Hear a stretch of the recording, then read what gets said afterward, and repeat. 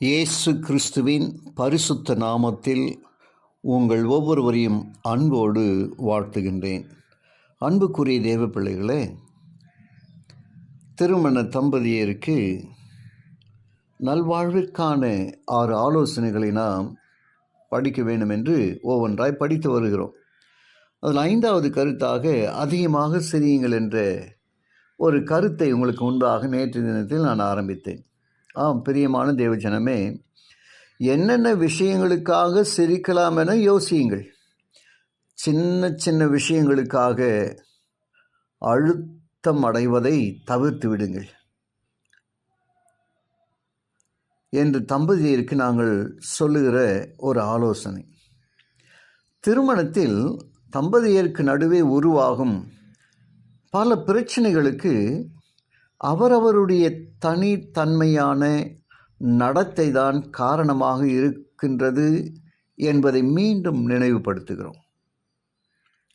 இருந்தாலும் தவறாக புரிந்து கொள்ளப்படும் விஷயங்களில் உள்நோக்கம் இருக்காது.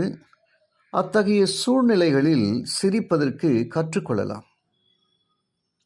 வேதம் சொல்லுகிறது, நீதிமொழிகளின் புத்தகம் 17ஆம் அதிகாரம் 22வது வசனத்தில், மனமகிழ்ச்சி நல்ல ஔஷதம் என்றால் புண்பட்ட அந்த இடத்திற்கு நல்ல ஒரு மருந்து. ஆக மனமகிழ்ச்சி நல்ல ஔஷதம், முறிந்த ஆவியோ எலும்புகளை உலர பண்ணும் என்று நீதிமொழிகள் 17:22 நாம் படிக்கின்றோம். அன்புக்குரிய தேவ பிள்ளைகளை, கடைசியான ஒரு கருத்து, திருமணம் என்றதுமே அது அற்புதமானது, அருமையானது, சிக்கலானது என்பது புரியும். சிருஷ்டிகரின் சாயலை நாம் பிரதிபலிப்பதற்காக வடிவமைக்கப்பட்டதுதான் திருமணம். குறைகள் உள்ளவர்களும் பூரணமற்றவர்களும் சுயநலம் உள்ளவர்களுமான இருவரை சேர்த்து வைத்தால் திருமணமானது பிறகு அவர்கள் இன்னும் அதிக குறைவுள்ளவர்களாகவும் சுயநலவாதிகளாகவும் மாறுகிறார்கள். அதனாலேயே திருமணம் சிக்கலாகிறது. நமக்கும் நம் வாழ்க்கை துணைக்கும் நடுவிலான ஐக்கியத்தையும்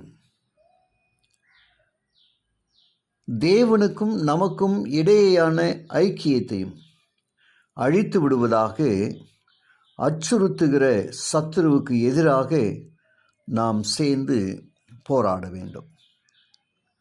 ஆக என் அன்புக்குரிய தேவஜனமே, ஒவ்வொரு இல்லத்தின் தம்பதியருக்கும் சொல்லப்பட்ட இத்தனை கருத்துக்களும் நலம் பயக்கும் நல்ல குடும்பமாய் திருமண பந்தத்தோடு நீங்கள் வாழ்ந்திருக்க உங்களை நாங்கள் வாழ்த்துகிறோம். ஜெபிப்போமா. கிருபையுள்ள நல்ல பிதாவே, உமக்கு நன்றி சொல்லுகிறோம். இந்த நாளிலும் உடைய வார்த்தையை கேட்ட ஒவ்வொரு குடும்ப பிள்ளைகளை நீர் ஆசீர்வதியும். திருமணம் தேவனுடைய வழி என்ற ஒரு நல்ல ஆலோசனையின் செய்தியை கடந்த நாட்கள் முழுவதும் நாங்கள் கேட்டதுக்காக உமக்கு நன்றி சொல்கிறோம். கேட்டு ஒவ்வொருவரையும் ஆசீர்வதியும். இயேசுவின் வழியாக ஜெபிக்கிறேன் நல்ல பிதாவே, ஆமென்.